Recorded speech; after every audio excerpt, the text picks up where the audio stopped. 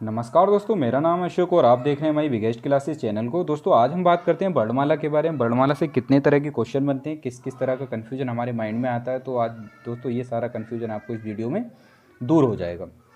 यदि आप वीडियो को अंत तक देखते हैं दोस्तों तो वर्णमाला से जितने भी क्वेश्चन बनते हैं वो आपसे नहीं छूटेंगे। चलिए दोस्तों हम बात करते हैं वर्णमाला के बारे में। तो वर्णमाला दोस्तों हम दो तरीके से पढ़ते हैं इसको।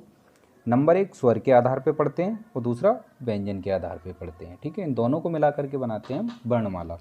तो पहले हम बात करते हैं स्वर के बारे में। तो देखते हैं दोस्तों स्वर कितने प्रकार के होते हैं। अच्छा, स्वर से पहले बात करने से पहले थोड़ा हम बेसिक पे बात कर लेते हैं ताकि आपको कन्फ्यूजन थोड़ा सा दूर हो जाए।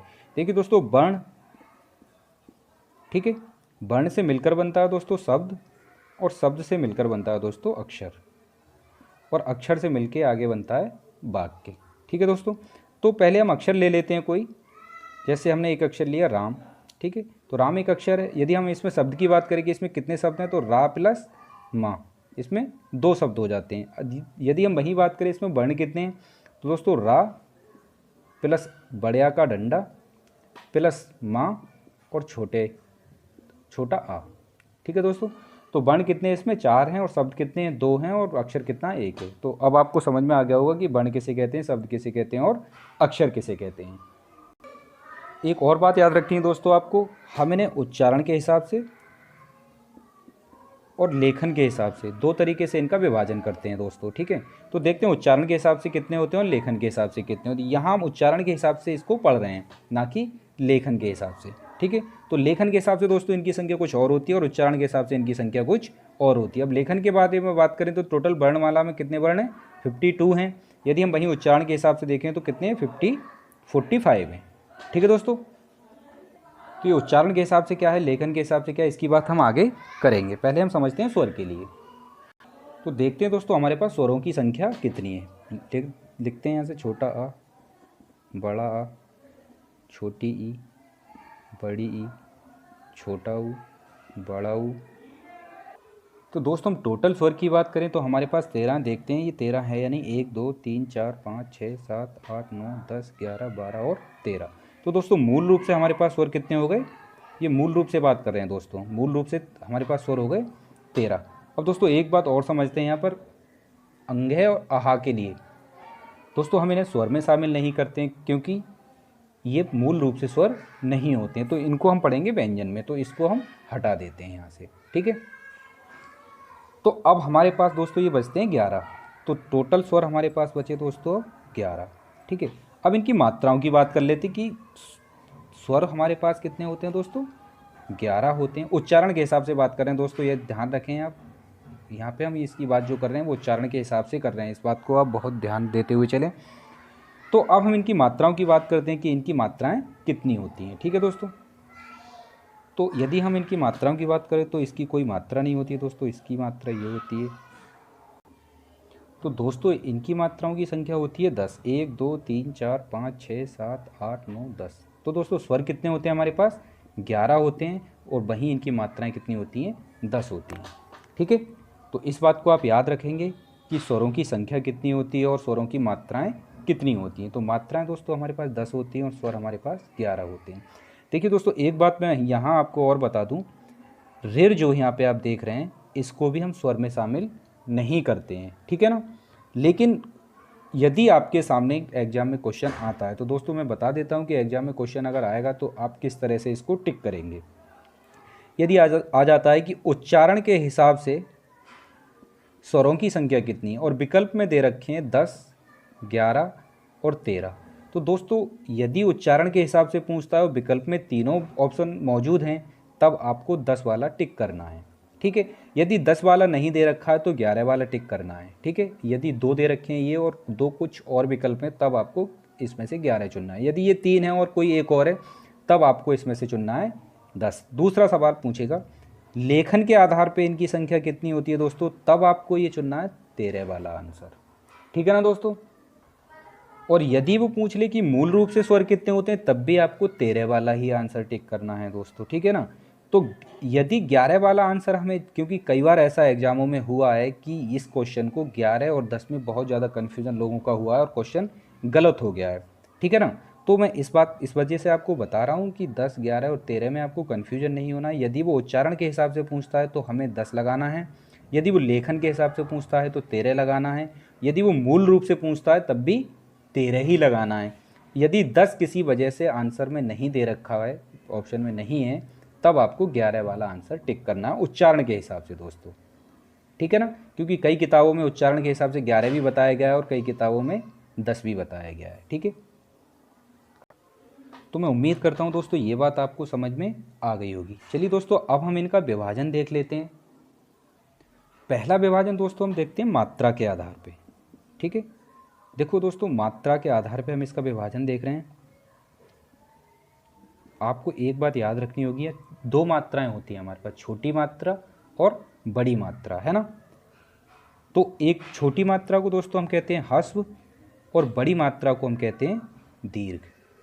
अब एक बात और समझिए दोस्तों, यहाँ पे ह्रस्व का मतलब है जहाँ एक मात्रा का समय लगे, है ना, यानी कि छोटी मात्रा। दीर्घ मात्रा का मतलब यह है कि वहाँ 2 मात्राओं का समय लगे। और एक दोस्तों होता है पिलुप्त, इसको भी आप समझ लें, पिलुप्त को, ठीक है। तो जहाँ एक मात्रा का समय लगेगा वहाँ ह्रस्व, जहाँ 2 मात्राओं का समय लगेगा यानी कि बड़ी मात्रा जहाँ लगेगी वहाँ दीर्घ, और जहाँ 2 मात्राओं से भी ज़्यादा समय लगे वहाँ पे होगा दोस्तों पिलुप्त, ठीक है ना। तो अब हम देखते हैं कि छोटी मात्रा वाले शब्द हम वर्ण हमारे पास कौन कौन से हैं। तो दोस्तों छोटा आ है, ठीक है, छोटी ई है, छोटा ऊ है और दोस्तों रेर है, ठीक है। अब हमने इसे क्यों नहीं लिया छोटे में, क्योंकि दोस्तों ये पहले क्या होता था, इसको ऐसे लिखा जाता था, ठीक है, और इसको ऐसे लिखा जाता था। बाद में इसको ऐसे लिखना शुरू कर दिया, जबकि ये दोनों ही बड़े होते हैं, इनको ह्रस्व में शामिल नहीं किया जाएगा दोस्तों, ठीक है ना।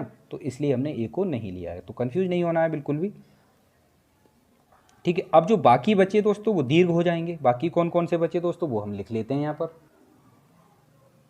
बड़ा आ बचा, बड़ी ई बची दोस्तों, बड़ा ऊ बचा, ए बचा, ए बचा और ओ बचा, ठीक है दोस्तों। तो ये आप समझ गए होंगे कि ह्रस्व के आधार पे कैसे बांटना है और दीर्घ के आधार पे इसको कैसे बांटना। मैं बहुत बेसिक से समझा रहा हूँ, बहुत ही सरल भाषा में समझाने की आपको कोशिश कर रहा हूँ, ठीक है ना। अब बात करते हैं दोस्तों पिलुप्त की। अब देखो छोटी मात्रा वाला हमने लिख लिया, बड़ी मात्रा वाला लिख लिया, तो पिलुप्त कहाँ से लिखेंगे दोस्तों। अब देखिए दोस्तों, यदि आपने सुना होगा ओम, एक शब्द होता है ओम, ठीक है। तो ओम दोस्तों हिंदी में तो होता नहीं है ना। तो जब हिंदी में नहीं होता है तो किस में होता है, ये संस्कृत में होता है। तो ओम शब्द जो है वो पिलुप्त स्वर है, पिलुप्त स्वर होता है दोस्तों ये, ठीक है। तो इसको हम ना तो ह्रस्व में शामिल करते हैं, ना ही हम इसे दीर्घ में शामिल करते हैं, इसे हम पिलुप्त में शामिल करते हैं, यानी कि इसमें 2 मात्राओं से भी ज़्यादा का समय लग रहा है, ठीक है। जैसे कि हम कभी कभी कहते हैं हे राम, ठीक है दोस्तों। तो जब हम राम को बोलते हैं तो बहुत ज़्यादा खींच के बोलते हैं, तो जैसे हम राम को बोलेंगे तो इस तरह से बोलना चाहेंगे राम को, ठीक है। तो यदि इस तरह का कोई शब्द आपके पास आ जाता है जिसमें कि 2 मात्रा से भी ज़्यादा का समय लग रहा है, या आपको ऐसा लग रहा है कि 2 मात्रा से भी ज़्यादा इनमें कुछ है, तो वहाँ पे दोस्तों पिलुप्त होगा। जैसे कि मैंने अभी एग्जाम्पल दिया आपको ओम और राम का, ठीक है दोस्तों। तो ये हमने इसका विभाजन देखा मात्रा के आधार पे। अब हम इनका विभाजन देखते हैं ओष्ठ के आधार पे, ठीक है, होंठ के आधार पे इनको कैसे बांटा जा सकता है। मैं दोस्तों बहुत ही आसान भाषा में आपको समझा रहा हूँ। ओष्ठ के आधार पे देखते हैं दोस्तों। ओष्ठ के आधार का मतलब है इनकी ओष्ठ की आकृति के आधार पे इसकी बात हो रही है दोस्तों, ठीक है, ओष्ठ की आकृति के आधार पे दोस्तों।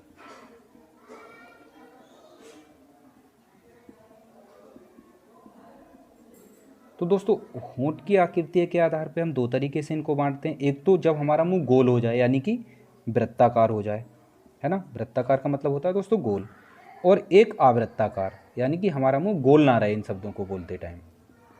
तो दोस्तों कौन से ऐसे शब्द हैं जिन्हें बोलते टाइम हमारा मुंह गोल हो जाता है, आप बोल के देखें तो आपको पता चल जाएगा। जैसे ऊ, है ना, ऊ।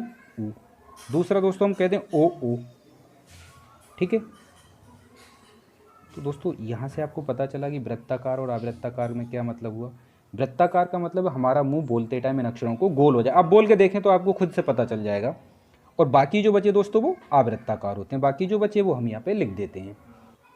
तो दोस्तों ये आपने समझ लिया आवृत्ताकार और वृत्ताकार, ठीक है दोस्तों। तो मैं यहाँ आपको बहुत ही सरल तरीके से बताने की कोशिश इसको कर रहा हूँ। अगला देखते हैं दोस्तों जीभ के आधार पे, ठीक है। अगला विभाजन है दोस्तों जीवा के आधार पे, ठीक है, जीवा के आधार पर। तो जीवा के आधार पे दोस्तों थोड़ा सा हम समझने की कोशिश करेंगे। देखिए दोस्तों, ये हमारे पास जीव होती है इस तरह से हमारी, ठीक है, ये इसका आगे का भाग होता है, ये मध्य का भाग होता है और ये पीछे का भाग होता है। यानी कि इसे हम पश्च कह सकते हैं, इसे मध्य कह सकते हैं और इसे हम अग्र कह सकते हैं। तो दोस्तों इसे अग्र ना कह के हम अग्रीय कह दें तो कैसा रहेगा? अरे अग्र का मतलब भी आगे होता है और अग्रीय का मतलब भी आगे ही होता है, अग्रीय। अब देखो दोस्तों, आप यहाँ से शब्द को पढ़ो, अग्रीय, ई और ए, अग्रीय, ई और ए। ऐसा नहीं लग रहा है आपको कि ई और ए दोनों मिल रहे हैं इस शब्द में हमें? ठीक है, तो जब दोनों मिल रहे हैं तो दोस्तों यहाँ पे दोनों ही लिख देते हैं, ई ए और ए। थोड़ा साफ करके लिख लेते हैं, ए और ए। तो दोस्तों अग्रीय से बोले जाते हैं ई और ए। मध्य से दोस्तों सिर्फ एक ही शब्द बोला जाता है, वो है आ। बाकी जो बचे दोस्तों वो पीछे से बोले जाते होंगे, ठीक है ना। तो ये आपको कन्फ्यूजन दूर हो गया बिल्कुल कि जीवा के आधार पे इनको कैसे विभाजित करेंगे। आप अग्र को अग्रीय पढ़िए, अग्रीय, ई और ए। मध्य से सिर्फ एक बोला जाता है और बाकी जो बचे वो पक्ष से बोले जाते हैं, पीछे के भाग से बोले जाते हैं जीव के, ठीक है दोस्तों। तो ये विभाजन आपको समझ में आ गया होगा। यहाँ पे जो बचे वो लिख लेंगे दोस्तों, इन दोनों को हटा के जो बचा वो यहाँ पे आप लिख देंगे, ठीक है। तो दोस्तों इसे आप लिख सकते हैं या फिर इसका स्क्रीनशॉट ले सकते हैं, ठीक है ना। तो अगला विभाजन देखते हैं दोस्तों हम इसका मुंह खुलने के आधार पे हम इसको कैसे विभाजित करते हैं, ठीक है दोस्तों। चलिए अगला देखते हैं। तो अगला विभाजन देखते हैं दोस्तों मुंह खुलने के आधार पे, ठीक है दोस्तों। तो मुंह खुलने के आधार पे हम इन्हें 4 तरीके से बांटेंगे। नंबर 1 समृद्ध। देखिए दोस्तों, समृद्ध और असमृद्ध आपको थोड़ा सा समझ में नहीं आएगा, इसलिए मैं थोड़ा इसकी इंग्लिश भी लिखता चलूँगा ताकि आपको बिल्कुल क्लियर हो जाए। समृद्ध का मतलब होता है दोस्तों क्लोज, यानी कि मुंह बिल्कुल बंद हो और हम शब्द को बोल दें, ठीक है। और दूसरा होता है अर्ध समृद्ध, है ना, अर्ध समृद्ध, यानी कि अर्ध समृद्ध का मतलब हाफ क्लोज, यानी कि मुंह आधा खुला रहे और आधा बंद रहे, हाफ क्लोज, ठीक है दोस्तों। तीसरा हम बात करते हैं दोस्तों विवृत। विवृत का मतलब है दोस्तों मुंह पूरा ही खुला रहे, ठीक है, ओपन, पूरा मुंह खुला रहे। और दूसरा होता है अर्धविवृत। अर्धविवृत यानी कि मुंह आधा खुला रहे, हाफ ओपन, ठीक है दोस्तों। अब आपको ऐसा लग रहा होगा कि हाफ बंद या हाफ खुला हुआ, बात तो एक ही है, लेकिन दोस्तों बात एक नहीं है, इस बात को आप समझने की कोशिश करें, ठीक है ना। अब देखिए, जब पूरा मुंह खुलता है तो हम कौन सा अक्षर हमारे मुंह से निकलता है? आ। कौन सा निकलता है दोस्तों? आ। तो आ तो हो गया दोस्तों हमारे पास विवृत। अच्छा, ऐसा कौन सा स्वर है जो कि हम मुंह बंद हो तब भी बोल दें? तो कौन सा बोल सकते हैं दोस्तों हम ऐसा? ई और ऊ। ई, देखिए आप बोल के देखिए, आपको खुद ही पता चल जाएगा, ऊ और ऊ बोल सकते हैं दोस्तों। ई और ऊ, हमें मुंह खोलने की ज़रूरत नहीं पड़ेगी, ठीक है। अच्छा, मुंह खोलने की ज़रूरत दोस्तों हमें कहाँ पड़ेगी? थोड़ा सा मुंह खोलने की ज़रूरत पड़ेगी हमें ए और ओ को बोलते टाइम। ए और ओ को बोलेंगे तो थोड़ा सा मुंह हमें खोलना पड़ेगा, ठीक है। और बाकी दोस्तों जो बचे, इन सबको मिलाने के बाद जो बचा दोस्तों वो हो जाएगा अर्धविवृत। तो समझ गए दोस्तों, इन्हों की याद रखने की ट्रिक क्या है? पूरा मुंह खुलता है यानी कि आ, आधा मुंह खुलता है यानी कि ए और ओ, ठीक है। और बिना मुंह खोले हम कौन सा शब्द कौन कौन से वर्ण बोल सकते हैं? ई और ऊ, ठीक है दोस्तों। बाकी जो बचे वो हम यहाँ पे लिख देते हैं। क्या बचा? छोटा आ बचा, रेर बचा, ए बचा और ओ बचा, ठीक है दोस्तों। तो ये आपको पता चल गया कि किस तरह से मुंह खुलने के आधार पे इनका विभाजन हम कर सकते हैं, ठीक है ना दोस्तों। तो अगला देखते हैं दोस्तों, जो कि लास्ट है, स्वर तंत्र के आधार पर इनका विभाजन। तो दोस्तों स्वर तंत्र के आधार पे विभाजन हम देखते हैं। तो स्वर तंत्र का मतलब है जिस मुंह के जिस भाग से जो अक्षर निकलते हैं, ठीक है दोस्तों। तो छोटा सा हम यहाँ से समझने की कोशिश करेंगे। जैसे ये देखते हैं, ये हमारा गला है दोस्तों, ठीक है, ये हमारा गला होता है, यहाँ पे हमारा कंठ होता है ना। यहाँ पे क्या लगा होता है दोस्तों? कंठ। तो यहाँ से बहुत ध्यान से समझेंगे इसको, क्योंकि कन्फ्यूजन नहीं रहना चाहिए कोई भी, ठीक है। थोड़ा सा दोस्तों ऊपर जाते हैं, थोड़ा सा मुंह के ऊपर जाते हैं, है ना, गला ये हमारा गला है, तो थोड़ा सा ऊपर जाते हैं दोस्तों तो आ जाता है तालु, है ना। थोड़ा सा और ऊपर जाते हैं, यानी कि दांतों से थोड़ा पीछे रहते हैं, दांत हैं ये हमारे, दांतों से थोड़ा पीछे रहते हैं, तो क्या आ जाते हैं दोस्तों, मूर्धा पे आ जाते हैं हम, ठीक है।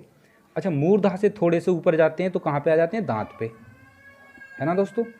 दांत से जब बाहर जाते हैं तो कहाँ पे आ जाते हैं दोस्तों, होठों पे, यानी कि ओष्ठ। दोस्तों ये समझ में आ रहा होगा आपको जो मैं बता रहा हूँ। कंठ, तालु, मूर्धा, दंत, ओष्ठ। ओष्ठ के अंदर चलेंगे थोड़ा दांत, दांत से थोड़ा अंदर चलेंगे मूर्धा, मूर्धा से थोड़ा अंदर चलेंगे तालु, तालु से नीचे होता है दोस्तों कंठ। या फिर यहाँ से समझ लें, कंठ से थोड़ा ऊपर तालु, तालु से थोड़ा ऊपर मूर्धा, मूर्धा से थोड़ा ऊपर दांत होते हैं, दांत से सबसे बाहर होठ होते हैं।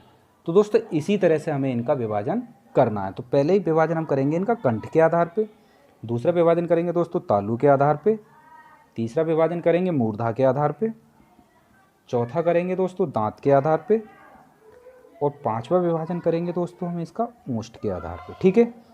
तो कंठ से निकलने वाले शब्द दोस्तों कौन से होते हैं, मूर्धा से निकलने वाले कौन से होते हैं, दांत से निकलने वाले कौन से होते हैं, और ओष्ठ से निकलने वाले कौन से होते हैं। देखिए दोस्तों, दांत से कोई भी शब्द नहीं बोला जाता है, दांत से कोई भी शब्द नहीं बोला जाता है। मूर्धा से सिर्फ एक शब्द बोला जाता है दोस्तों, वो है रिल, ठीक है। अब दो हमारे पास क्लियर हो गए हैं, दांत से हमें कुछ नहीं याद रखना है, मूर्धा से सिर्फ हमें एक याद रखना है, वो है रेर, ठीक है दोस्तों। कंठ से सिर्फ हम दो ही वर्ण बोलते हैं, वो है छोटा आ और बड़ा आ, ठीक है दोस्तों। अच्छा दोस्तों, अगर हम ओष्ठ की बात करें तो ओष्ठ से हम दो ही बोलते हैं, जो कि हमने अभी बताया था, उ और ओ, है ना, जिसमें हमारा मुंह गोल हो रहा था, ठीक है। अब दोस्तों जो बचे इन चारों को, इन तीनों, दो ये, एक ये और चार ये, इनको मिलाने के, जो हटाने के बाद जो बचे दोस्तों, वो हम लिख देंगे तालु में, वो बोले जाते हैं तालु से, ई और ए।